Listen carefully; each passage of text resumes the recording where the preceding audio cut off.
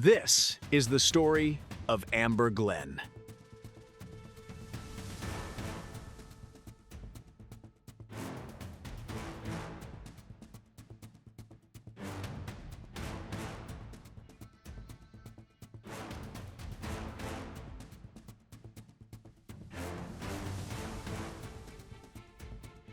Amber Glenn was born in Plano, Texas, on the 28th of October 1999, which is already funny because figure skating and North Texas sound like two things that should only meet by accident in a shopping mall.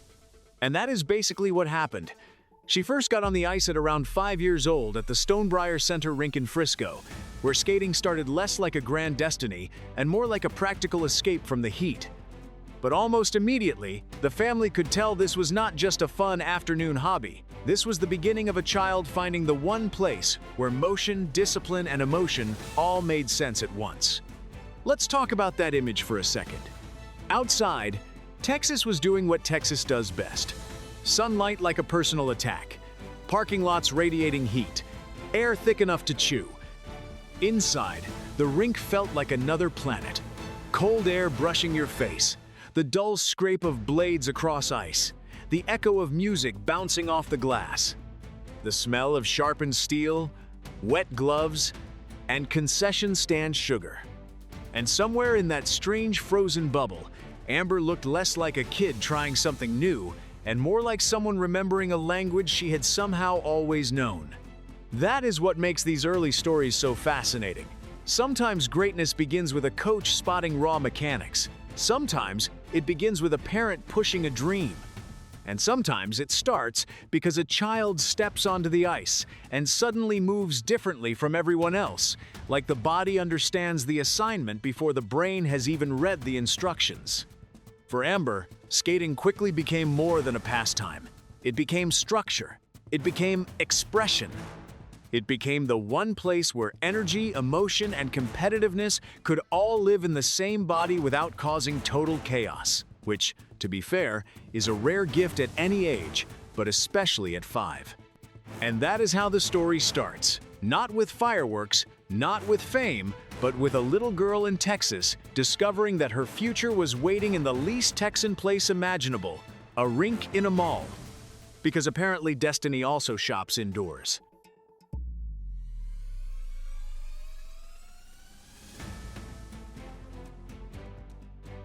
Let's talk about the people behind the blades.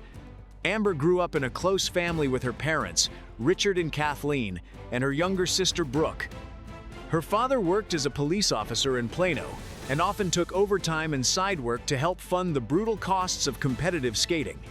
Her mother worked at the rink and even nannied for a coach to help make lessons more affordable.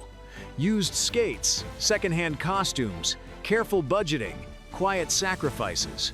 Figure skating is not just artistry and applause.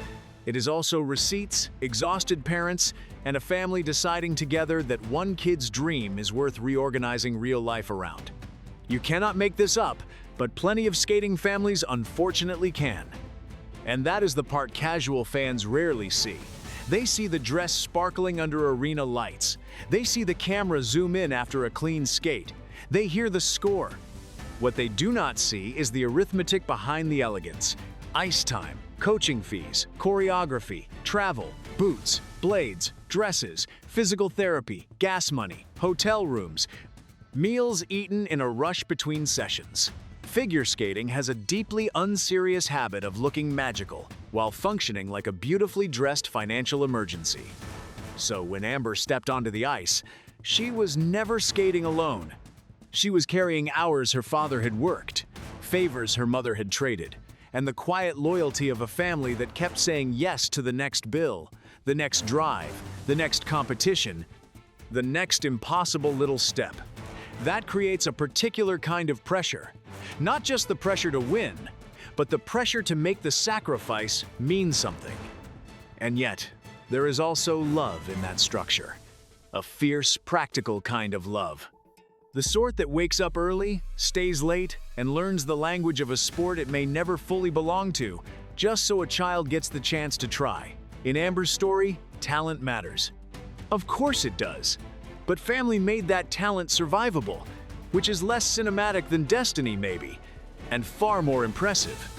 Within a year of starting, Amber had already landed an axel. By around age 11, she had all the triple jumps except the triple axel, which in skating terms is the kind of sentence that should make coaches sit down and breathe into a paper bag. Her early rise was quick. She became the 2014 U.S. Junior Champion after already making noise as a novice. The talent was not subtle. It was visible, measurable, and increasingly impossible to ignore. But this is the cruel little trade in figure skating. The faster a prodigy rises, the sooner the sport starts acting like excellence is rent, not ownership. And rent is always due again next week. Let's talk about what that really means. In most sports, a gifted kid gets praised, protected, maybe even allowed to develop like an actual human being. In figure skating, a gifted kid gets handed a stopwatch, a microscope, and 1,000 silent expectations wearing sequins. Suddenly, every practice is evidence. Every fall is a warning sign. Every clean program becomes the new minimum. Congratulations, you are special. Please now remain special forever. And Amber was not just good. She was the kind of good that made people lean forward. The jumps were there. The snap in the air was there. The competitive sharpness was there. Even early on, there was that sense of attack in her skating. That little edge that separates pretty from dangerous. Plenty of skaters can glide. Fewer make it feel like they are trying to win a fight with gravity and mostly succeeding. That is when the sport starts circling. Coaches notice. Judges remember. Fans whisper. Results stop being cute milestones and start becoming forecasts. Is she the next big American star? Can she carry this into seniors? Can she keep growing and still rotate like this? It is amazing how quickly admiration turns into projection. One minute you are a kid landing jumps, the next minute people are writing your future in permanent marker. And that is the trap hidden inside early brilliance. Talent opens the door. Expectations move in, eat all the groceries, and start criticizing the furniture. Of course I do. It's something that is really hard, especially in these times, and especially as someone who advocates for the queer community and mental health and so many other things. You cannot tell Amber Glenn's story honestly without talking about what happened when the easy upward curve stopped being easy. As she moved through adolescence, the pressure intensified. Her body changed, the sport stayed merciless, and the psychological cost started stacking up. In later interviews, Glenn has spoken openly about severe anxiety, depression, and an eating disorder, as well as how trapped she felt between elite expectations and a normal teenage life she was barely getting to experience. This is where sports documentaries usually cut to inspiring music and a training montage. Reality is less glamorous. Sometimes the bravest thing an athlete does is admit the dream is hurting them. Let's talk about the part elite sport keeps trying to hide under glitter and branding. Puberty is hard enough when you are a normal teenager just trying to survive school, bad lighting, and group chats. Now imagine going through it while judges score your lines, coaches track your jumps, and your entire sport quietly rewards bodies that stay light, fast, and painfully controlled. Figure skating can be beautiful. It can also be profoundly unforgiving. Both things are true at once. For Amber, this was not just about results dipping for a while. It was about identity getting tangled up with performance. If your whole life has taught you that being exceptional is the thing that makes you valuable, what happens when your body changes? Your mind gets louder. And the thing that once felt like freedom starts to feel like surveillance? That is not a slump. That is a crisis with rhinestones on it. And this is where her story stops being a neat talent arc and becomes something much more human. The jumps were still there somewhere. The skill did not magically vanish. But confidence is not a light switch, and mental health is not fixed by hearing "be strong" from people standing comfortably off the ice. Sometimes the real opponent is not the program layout or the field. It is the voice in your head turning every mistake into evidence. That is the ugly truth buried inside a lot of beautiful sports. The crowd sees the spin, the athlete feels the spiral, and no, sadly, only one of those gets a standing ovation. Let's talk about what happened next, because this is where the story gets more interesting than the standard prodigy script. Amber stepped away from skating for a period in her teens to deal with her mental health. That pause matters because in elite sport, stopping is often treated like failure, when sometimes it is the first intelligent decision a person makes in years. She later rebuilt herself with therapy, stronger support systems, and a different relationship to competition. Not softer, not less ambitious, just less self-destructive. A lot of athletes are taught to push through everything. Amber's story suggests that sometimes surviving the sport means refusing to obey it completely, which is a lot harder than pretending everything is fine. A junior champion at just 14 years old, Amber Glenn's phenomenal talent has always been on display. But under those confident performances, uncertainty, the pressure to be perfect at such a young age led to depression and her stepping away from the ice. And that is what makes this chapter so important. Because in sports, we worship endurance almost to the point of stupidity. Play through it, skate through it, smile through it. Keep going until your body complains in a language loud enough for television, but the mind does not always break in public. Sometimes it breaks quietly, in car rides home, in hotel rooms after competitions, in early mornings when the alarm goes off and the dream feels heavier than the blankets. So when Amber stepped back, it was not a dramatic movie twist. It was more complicated than that, less cinematic, more necessary. She was not rejecting skating. She was trying to find out whether there was still a version of herself inside it that could breathe. That matters, because plenty of athletes return physically and never really come back mentally. Amber's rebuild was not just about restoring jumps or sharpening programs. It was about rebuilding trust. Trust in her body, trust in her routines, trust in the idea that competition did not have to feel like a slow-motion emergency every single time. And when that kind of reset works, it changes everything. The athlete who returns is not the same one who left. Usually she is harder to impress, harder to break, and less interested in performing pain for other people's comfort, which, in elite sport, is practically a rebellious act. So yes, she stepped back. But sometimes a retreat is not the opposite of progress. Sometimes it is the only honest road back. Funny how survival keeps ruining the old script. For years, Amber was known as talented, explosive, charismatic, and not always consistent enough at the biggest moments. Then came the grind back into national relevance. In 2021, she won silver at the U.S. Championships, becoming the first openly LGBTQ woman to reach the podium there. That moment was bigger than the medal itself. It signaled that she was not just surviving in senior skating anymore, she was becoming central to it. Later came a Grand Prix bronze in 2022, more national hardware in 2023, and a growing sense that the breakthrough was no longer a hypothetical. It was approaching with skates on and very little interest in being polite about it. Let's check what that stretch really looked like, because comeback stories sound glamorous until you remember they are mostly made of repetition, doubt, and ankles doing unpaid overtime. This was not a sudden movie montage where everything clicked because the music swelled at the right moment. It was slower than that. Messier. Competition by competition, Amber kept proving that the version of her people had once projected onto the future was finally arriving in the present. And that is what changed the conversation. Before, the talk around her often carried that familiar figure skating tone. So talented, if only she could put it together.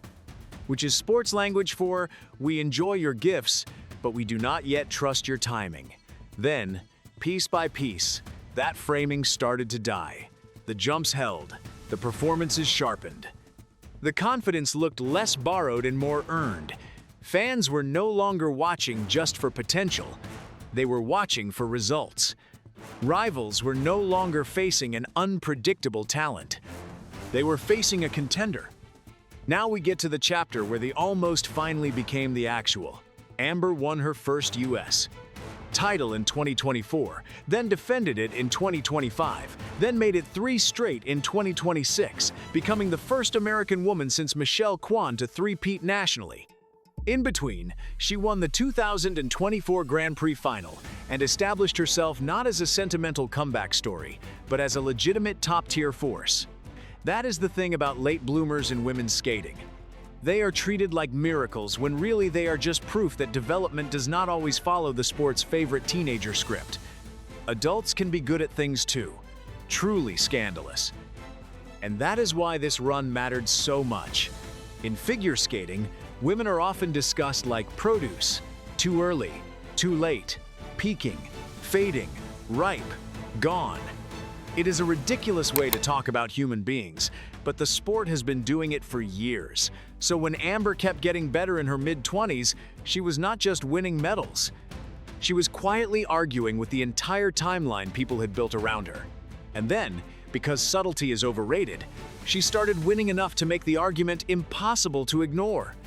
That is the real twist here. People spent years waiting to see whether Amber Glenn could become the future. Then one day she looked up, won everything in sight, and realized she had become the present instead. Which is inconvenient for the doubters, but excellent television for the rest of us. And finally, we need to talk about what Amber Glenn represents now.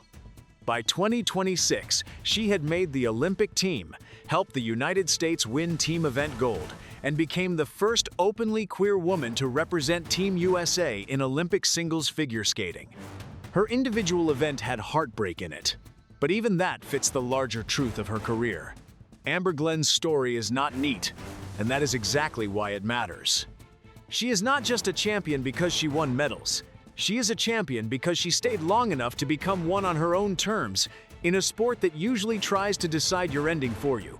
Compared with stars like Michelle Kwan, Elisa Liu, or Isabeau Levito, her path is stranger, later, and in some ways more human, which may be why so many people see themselves in it. Let's talk about why that matters beyond the medals. Figure skating loves clean narratives. Prodigy rises, prodigy sparkles. Prodigy either wins forever or disappears into a montage of old highlight clips. Amber never fit that script. She took longer. She struggled publicly. She rebuilt privately. And then, she arrived at the top, not as a perfectly packaged wonder child, but as an adult athlete with scars, opinions, and enough perspective to understand what survival actually costs. That changes how people watch you. And then there is the public scrutiny. Because of course there is. In modern sport, you are never just competing anymore. You are also being discussed, projected onto, praised, criticized, and occasionally treated like a group chat with blades. Amber's openness about identity and mental health made her larger than a results sheet. For some fans, that made her inspiring. For others, it made her a target. But that tension is exactly why her story lands so hard. She is proof that authenticity does not make an athlete weaker. Sometimes it is the thing that keeps her in the fight long enough to matter. Amber Glenn's story was never just about medals, titles, or the clean lines of a perfect program. It was about pressure, pain, identity, survival, and the stubborn decision to keep skating when quitting might have seemed easier. From a mall rink in Texas to the Olympic stage, she turned setbacks into fuel and doubt into something far louder.